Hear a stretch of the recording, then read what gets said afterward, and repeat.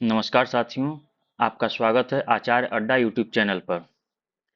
तो आइए फिर से एक मैं वीडियो लेकर आया हूं। इस वीडियो में हम राजन सीरीज के डीएलएड के प्रथम सेमेस्टर के शिक्षण अधिगम के सिद्धांत के ऑब्जेक्टिव क्वेश्चन को देखेंगे। तो आइए बिना देरी किए हुए हम सभी प्रश्न संख्या 1 की तरफ बढ़ते हैं। प्रश्न संख्या 1 है कि छात्रों का पूर्व ज्ञान जानने में कौन सा कौशल सहायक है। ऑप्शन है प्रस्तावना कौशल, उद्दीपन परिवर्तन कौशल, पुनर्बल कौशल, व्याख्या कौशल। तो इसका उत्तर हो जाएगा प्रस्तावना कौशल। अगला क्वेश्चन है प्रस्तावना कौशल का प्रमुख घटक है। ऑप्शन है प्रश्नों की संरचना, लेखन की स्पष्टता, उचित श्रृंखलाबद्धता, कथनों में तारतम्यता। इसका उत्तर हो जाएगा उचित श्रृंखलाबद्धता। अगले क्वेश्चन की तरफ हम बढ़ते हैं, प्रश्न संख्या 3 की तरफ। कह रहा है प्राथमिक स्तर पर दावे सम्मिलित ने किन विषयों में अपेक्षित अधिगम स्तर का निर्धारण किया था। किसने? दवे समिति ने। किन विषयों का किया था? तो दवे समिति ने भाषा अध्ययन पर भी किया था, गणित अध्ययन पर भी किया था और पर्यावरण अध्ययन पर भी किया था। तो इसका उत्तर हो जाएगा आपका द, मतलब उपर्युक्त सभी। ठीक, आइए अगले क्वेश्चन की तरफ बढ़ते हैं, प्रश्न संख्या 4 की तरफ। प्रश्न संख्या 4 में कह रहा है कि गणित कीट का उपकरण है। इसका उत्तर हो जाएगा डोमिनोज। अगला क्वेश्चन है शिक्षण प्रक्रिया में समाहित प्रक्रिया होती है। तो शिक्षण प्रक्रिया में कुल मिलाकर 3 समाहित प्रक्रिया होती है। अगला क्वेश्चन है वास्तव में प्रश्न सबसे अच्छा उत्तेजक है और यह शिक्षक को शीघ्र उपलब्ध हो जाता है। यह कथन है किसका? काल्विन का। काल्विन जी ने कहे थे कि वास्तव में प्रश्न सबसे अच्छा उत्तेजक है और यह शिक्षक को शीघ्र उपलब्ध हो जाता है। अगला क्वेश्चन है 7वां, संप्रेषण के लिए कक्षा का वातावरण होना चाहिए। इसका उत्तर हो जाएगा सौहार्दपूर्ण। अगले क्वेश्चन की तरफ बढ़ते हैं, प्रश्न संख्या 8 पे। प्रश्न संख्या 8 है कि वैयक्तिक संप्रेषण का उद्देश्य है। तो वैयक्तिक संप्रेषण का उद्देश्य में छात्रों में व्यक्तिगत विभिन्नताएं होती हैं, सही बात है। बालकों की विशिष्ट योग्यताएं और व्यक्तित्व का विकास होता है, सही बात है। साधारण बालकों के लिए व्यक्तिगत शिक्षण आवश्यक है, सही बात है। तो इसका उत्तर हो जाएगा उपयुक्त सभी। अगला क्वेश्चन हम देखते हैं शिक्षण का मूलभूत सिद्धांत है। ऑप्शन है क्रियाशीलता का सिद्धांत, अन्वेषण का सिद्धांत, आगमन विधि का सिद्धांत, उपयुक्त सभी। तो शिक्षण का मूलभूत सिद्धांत क्रियाशीलता का सिद्धांत है। आइए अगले क्वेश्चन की तरफ बढ़ते हैं, प्रश्न संख्या 10। प्रश्न संख्या 10 में बोल रहा है निम्नलिखित में से कौन सा शिक्षण सूत्र गेस्टाल्ट मनोविज्ञान पर आधारित है। इसका उत्तर हो जाएगा स्व, मतलब पूर्ण से अंश की ओर।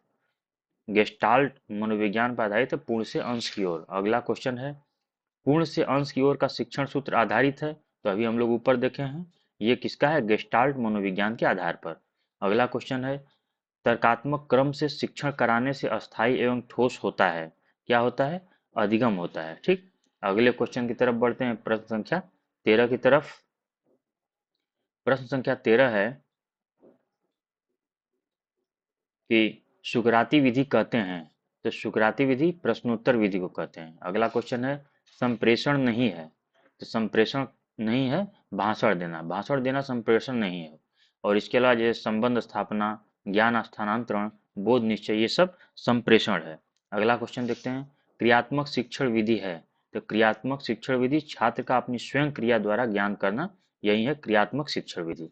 अगले क्वेश्चन की तरफ बढ़ते हैं कहानी कहने में क्रमबद्ध घटनाओं के वर्णन पर ध्यान रखा जाता है। यह किस प्रकार की शिक्षण प्रविधि है? तो यह है विवरण प्रविधि। ठीक, आइए अगले क्वेश्चन की तरफ बढ़ते हैं, प्रश्न संख्या 17।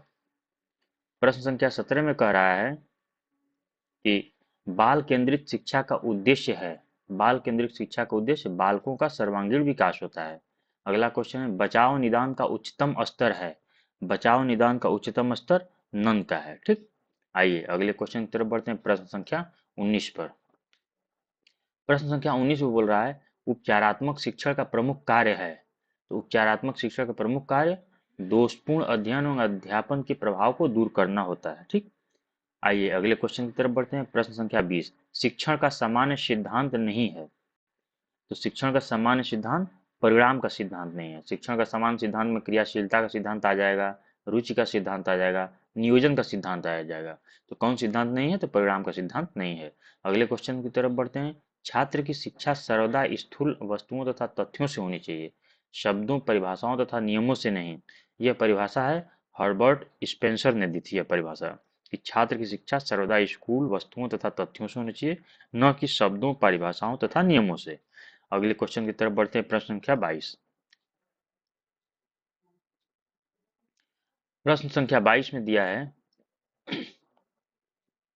कि प्रयोग प्रदर्शन विधि सर्वाधिक उपयोगी है। तो प्रयोग प्रदर्शन विधि सर्वाधिक विज्ञान शिक्षण में उपयोगी है, क्योंकि आप भाषा में कोई खास प्रयोग नहीं कर पाएंगे, या इतिहास शिक्षण में कोई खास, या फिर नागरिक शास्त्र में कोई खास प्रयोग नहीं कर पाएंगे। प्रयोग और प्रदर्शन आप विज्ञान शिक्षण में कर पाएंगे। अगला क्वेश्चन है, सूक्ष्म अवलोकन व निरीक्षण शक्ति के विकास में सहायक शिक्षण प्रविधि है। इसका प्रश्न उत्तर हो जाएगा प्रश्नोत्तर। आइए अगले क्वेश्चन की तरफ बढ़ते हैं। छात्रों के पूर्व ज्ञान की जानकारी लेने हेतु प्रयुक्त शिक्षण कौशल है। इसका हो जाएगा आपका उत्तर प्रस्तावना कौशल। अगला क्वेश्चन देखते हैं। शिक्षण अधिगम हेतु दिया गया उद्दीपन, मार्गदर्शन, दिशाबोध और प्रोत्साहन है। ये किसने कहा था? रायबर्न ने। किसने कहा था? रायबर्न ने। आइए अगले क्वेश्चन की तरफ बढ़ते हैं। क्वेश्चन संख्या 26। प्राचीन काल शिक्षण विधियां थीं। तो प्राचीन काल शिक्षण विधियां शिक्षक केंद्रित थीं, क्योंकि प्राचीन काल में विद्यार्थी शिक्षक के कुटिया में ही जाकर विद्यार्थी शिक्षक के कुटिया में ही जाकर पढ़ता था, कुटिया में जाकर पढ़ता था। तो इसलिए प्राचीन काल में शिक्षण विद्या थी शैक्षिक शिक्षक केंद्रित। और इसके अलावा प्राचीन काल में यह होता था कि जो भी शिक्षा प्राचीन काल में दी जाती थी, शिक्षक अपने अनुसार देता था शिक्षा। क्या हुआ? शिक्षक अपने अनुसार देता था शिक्षा, न कि वो बालक के रुचि के अनुसार या बालक के नियमों के अनुसार या उसके समय के अनुसार देता। शिक्षक खुद अपने अनुसार देता था कि उसे क्या पढ़ाना है, क्या नहीं पढ़ाना है। जबकि आज के समय में ऐसा नहीं है। आज के समय में आप सभी देख रहे हो कि जो लोग मतलब कि बच्चे मांग कर रहे हैं उसके अनुसार शिक्षक पढ़ाते हैं। ठीक, आइए अगले क्वेश्चन की तरफ बढ़ते हैं। शिक्षण करते समय ध्यान रखना चाहिए। तो शिक्षण करते समय ध्यान रखना क्या है? बच्चों की रुचि और मानसिक स्तर का। अभी ये वर्तमान के रेस्पेक्ट में प्रश्न है कि शिक्षण करते समय क्या ध्यान रखना चाहिए। तो बच्चों की रुचि व मानसिक स्तर का शिक्षण करते समय ध्यान रखना चाहिए। आइए अगले क्वेश्चन की तरफ बढ़ते हैं। प्रश्न संख्या 28। प्रश्न संख्या 28 में दिया है शिक्षण को सुव्यवस्थित और प्रभावपूर्ण बनाने का माध्यम है। तो इसका उत्तर हो जाएगा शिक्षण विधियां। ठीक, आइए अगले क्वेश्चन की तरफ बढ़ते हैं। शिक्षण विधियां आधारित होती हैं किस पर? शिक्षण सूत्रों पर। अगला क्वेश्चन है किंडरगार्टन शिक्षण पद्धति के जन्मदाता हैं फ्राबेल हैं। अगला क्वेश्चन है प्रश्न संख्या 31 की तरफ हम बढ़ते हैं। प्रश्न संख्या 31 में दिया हुआ है कि निम्नलिखित में से उपयुक्त शिक्षण सूत्र है। ऑप्शन है अज्ञात से ज्ञात की ओर, सूक्ष्म से स्थूल की ओर, मूर्त से अमूर्त की ओर, अंश से पूर्ण की ओर। तो उपयुक्त शिक्षण सूत्र है मूर्त से अमूर्त की ओर। अगला क्वेश्चन है प्रयोग प्रदर्शन विधि का गुण है। इसमें आपका ऑप्शन है सक्रिय वातावरण, अस्थायी ज्ञान, मानसिक विकास में सहायक। तो इसका उत्तर जाएगा उपयुक्त सही, मतलब ये तीनों सही हैं। ठीक, अगला क्वेश्चन है पर्यटन सर्वाधिक सहायक है भूगोल शिक्षण में। पर्यटन सर्वाधिक सहायक भूगोल शिक्षण में है। अगला क्वेश्चन है खेल पर आधारित शिक्षण विधि है। तो खेल पर आधारित शिक्षण विधि आपका हो जाएगा किंडरगार्टन विधि।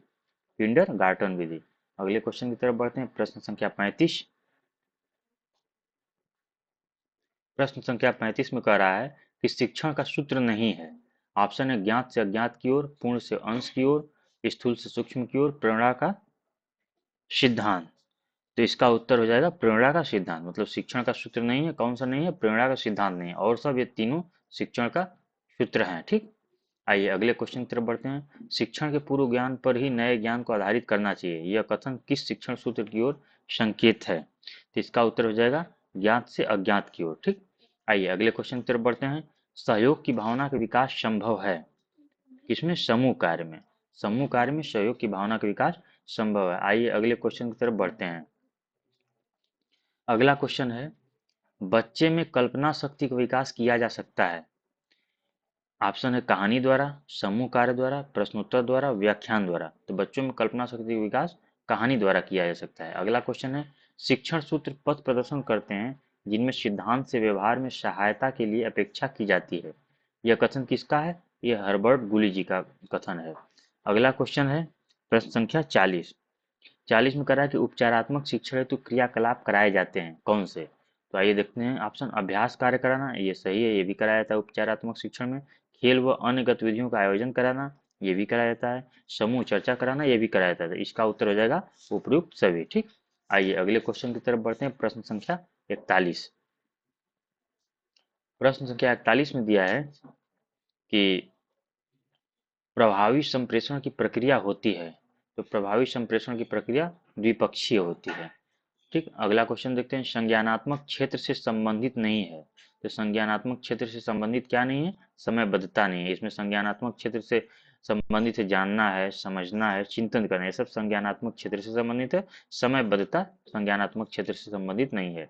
आगे क्वेश्चन है, डोमिनोज सर्वाधिक उपयोगी है। डोमिनोज सर्वाधिक गणित शिक्षण में उपयोगी है। ठीक, आइए अगले क्वेश्चन की तरफ बढ़ते हैं। वह शिक्षण प्रतिमान किसने बनाया है जिसमें अध्यापक का स्थान कंप्यूटर ने लिया है? यह बनाया है आशुबल ने, आशु बेल ने। वह शिक्षण प्रतिमान किसने बनाया जिसमें अध्यापक का स्थान कंप्यूटर ने ले लिया? तो यह बनाया है आशु बेल ने। अगला क्वेश्चन देखते हैं। प्रश्न संख्या 45 की तरफ बढ़ते हैं। प्रश्न संख्या 45 में दिया है कि शिक्षण अधिगम सिद्धांत नहीं है। तो शिक्षण अधिगम सिद्धांत प्रयोगात्मक कार्य प्रविधि ये नहीं है।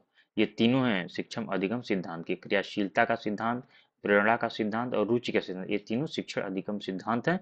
और कौन नहीं है? प्रयोगात्मक कार्य प्रविधि का सिद्धांत नहीं है। ठीक, अगला क्वेश्चन देखते हैं। संप्रेषण के घटक हैं। तो प्रेषक, संदेश, ग्राही। तो संप्रेषण के घटक ये तीनों है, मतलब उपयुक्त सभी। अगला क्वेश्चन है, निम्नलिखित में से श्रव्य दृश्य सामग्री नहीं है। तो रेडियो, यही रेडियो केवल हम इसे सुन सकते हैं। क्या कर सकते हैं? केवल श्रव्य मतलब सुन सकते हैं। चलचित्र को, ये श्रव्य दृश्य है। टेलीविजन, ये भी श्रव्य दृश्य है। और कंप्यूटर, ये भी श्रव्य दृश्य है। आइए अगले क्वेश्चन की तरफ बढ़ते हैं। Question number 48। इसमें कह रहा है कि भ्रमण प्रविधि के चरण हैं। ऑप्शन है शैक्षिक उद्देश्य या प्रकरण का चुनाव, सही है। पर्यटन स्थल का चयन, ये भी सही है। पर्यटन स्थल हेतु सामग्री, ये भी सही है। तो इसका उत्तर हो जाएगा उपयुक्त सभी। अगला क्वेश्चन देखते हैं। पाठ के प्रमुख तथ्यों को बार बार दोहराना किस शिक्षण सिद्धांत के अंतर्गत आता है? तो आवृत्ति सिद्धांत। आवृत्ति मतलब बार बार दोहराना। तो यही ये क्वेश्चन पूछा कि पाठ के प्रमुख तथ्यों को बार बार दोहराना किस शिक्षण सिद्धांत के अंतर्गत आता है? तो आवृत्ति का सिद्धांत। अगला क्वेश्चन हम देखते हैं। प्रश्न संख्या 50। प्रश्न संख्या 50 में है कि शिक्षण को आनंददायक, मनोरंजन और रुचिपूर्ण बनाने हेतु उत्तम प्रविधि है। तो उत्तम प्रविधि आप खेल और गतिविधि प्रविधि है। अगला क्वेश्चन देखते हैं। शिक्षण प्रविधियों के प्रकार हैं। तो शिक्षण प्रविधियों में प्रश्नोत्तर आ जाएगा, वर्णन आ जाएगा, कहानी कथन आ जाएगा। तो इसका उत्तर हो जाएगा उपयुक्त सभी। अगला क्वेश्चन देखते हैं। शिक्षण एक उद्देश्य निर्देशित क्रिया है, यह किसने कहा है? तो शिक्षण एक उद्देश्य निर्देशित क्रिया वीओ स्मिथ जी ने कहा है। क्वेश्चन है, आगमन विधि का प्रयोग किया जाता है। आगमन विधि का प्रयोग व्याकरण में किया जाता है। ठीक, आइए अगले क्वेश्चन की तरफ बढ़ते हैं। प्रश्न संख्या 54। प्रश्न संख्या 54 में कह रहा है कि निम्नलिखित में से कौन सी श्रव्य दृश्य सामग्री के चयन में सर्वाधिक प्रमुख थे? तो ऑप्शन है धन व्यवस्था, विषय वस्तु की प्रकृति, शिक्षकों की पसंद, छात्रों की पसंद। तो इसका उत्तर हो जाएगा विषय वस्तु की प्रकृति। अगले क्वेश्चन की तरफ बढ़ते हैं। कक्षा शिक्षण में कौन सा संप्रेषण का घटक नहीं है? तो कक्षा शिक्षण में अभिभावक संप्रेषण के घटक नहीं है। ठीक, इसमें शिक्षक, पाठ्यवस्तु, छात्र, ये सब संप्रेषण के घटक हैं। आइए अगले क्वेश्चन की तरफ। प्रश्न संख्या 56। शिक्षक द्वारा कक्षा में अंत्याक्षरी एवं काव्य पाठ प्रतियोगिता कराना कौन सा शिक्षण सिद्धांत है? तो इसका उत्तर हो जाएगा क्रियाशीलता का सिद्धांत है। क्या है? क्रियाशीलता का सिद्धांत। आइए अगले क्वेश्चन की तरफ बढ़ते हैं। प्रश्न संख्या 57। प्रश्न संख्या 57 में कह रहा है कि उदाहरण एवं दृष्टांतों के द्वारा कोई सामान्य नियम या सिद्धांत बनाना कौन सा शिक्षण सूत्र है? तो इसका हो जाएगा विशिष्ट सामान्य, विशिष्ट से सामान्य की ओर। यह है उदाहरण एवं दृष्टांतों के द्वारा कोई सामान्य नियम या सिद्धांत बनाना विशिष्ट से सामान्य की ओर है। अगला क्वेश्चन, पाठशाला विद्यालय को उद्यान की संज्ञा किसने दी है?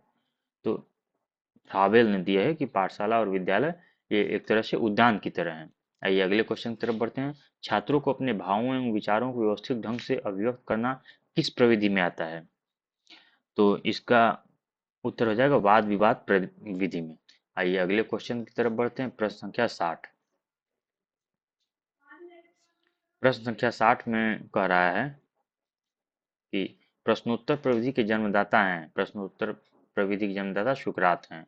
अगला क्वेश्चन है, संप्रेषण प्रक्रिया प्रभावी होती है यदि संप्रेषण अनेक व्यक्तियों के साथ होता है। ठीक, आइए अगला क्वेश्चन देखते हैं। प्रश्न संख्या 62। कक्षा कक्षों की कमी होने पर शिक्षक अपनाता है। तो कक्षा कक्षों की कमी होने पर शिक्षक बहुकक्षा शिक्षण अपनाता है। अगला क्वेश्चन है, कक्षा शिक्षण में प्रशंसात्मक शब्दों का प्रयोग किया जाता है। तो यह पुनर्बल कौशल से संबंधित है। कौशल। अगले क्वेश्चन की तरफ हम बढ़ते हैं। क्वेश्चन 64। क्वेश्चन नंबर 64 में कह रहा है कि कक्षा शिक्षण करते समय शिक्षक द्वारा टीएलएम का प्रयोग करने से क्या होता है? तो आइए देखते हैं। छात्रों को पाठ सहजता से बोधगम्य हो जाता है, ये भी सही है। छात्रों का मानसिक विकास होता है, ये भी सही है। छात्रों का बौद्धिक विकास होता है, ये भी सही। मतलब इसका सभी ऑप्शन से तो उपयुक्त सभी हो गया। अगला क्वेश्चन देखते हैं और इस वीडियो का यह अंतिम क्वेश्चन है, क्वेश्चन नंबर 65।